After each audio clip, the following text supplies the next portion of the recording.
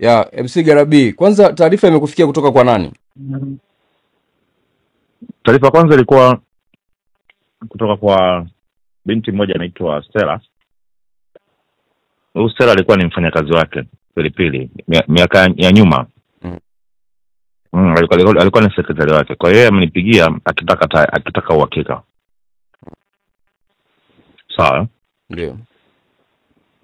Kwa hiyo nikawa mimi sina ndio alikuwa amenishtukiza na hiyo taarifa. Kwa hiyo kabidi nimpigie mtu ambaye anaamini kwamba, of course mimi naamini kwamba nitapata taarifa kamili, ambaye ni DJ wake. Yes, na akanithibitishia kwamba ni kweli ndio yeye yuko da, lakini mauti amempata Pilipili akiwa Dodoma. Na Pilipili alikuwa mzima tu, kwa sababu leo alikuwa na harusi. Leo Jumapili alikuwa na harusi ambayo atakuwa ifanye. Kwa hiyo amefika Dodoma. Na nafikiri kuna maandalizi yake ili baadaye aende kafanye kazi yake ya harusi hapo Dodoma. Kwa hiyo taarifa ni kwamba alikuta tu kama hajiwezi, ana nguvu na nini, wakamsaidia kumpeleka hospitali, na baadaye ikapatikana taarifa kwamba Pilipili tunomo, na nikawa muendelea kupata taarifa mbalimbali, kutafuta taarifa za watu ambao wako Dodoma. Nilikuwa ile mtu kaniambia yuko mochwari na amemuona kwa Pilipili. Kwa kweli ni habari ya kushtukiza, na kuzingatia tu ni majuzi tumetoka kuwasiliana. Nilikuwa na shughuli ya kijana wangu pata komunyo hapa, na nilimwalika, akaniambia ataenda Dodoma, ila akirudi atamletea dogo zawadi. So ni kitu ambacho kinasikitisha ukizingatia ni kipindi ambacho Pilipili kama alikuwa anaanza kurudi yule umoto wake na nini. Hivyo nimewasiliana na watu kadhaa ikiwemo pia Mheshimiwa Mavunde. Nimeongea naye muda fulani, ameniambia anaelekea mochwari. Kwa hiyo nipo pia nasubiri taarifa ya Mheshimiwa Mavunde pia, na tujue taratibu nyingine zitakuwaje so far. Asante, pole sana.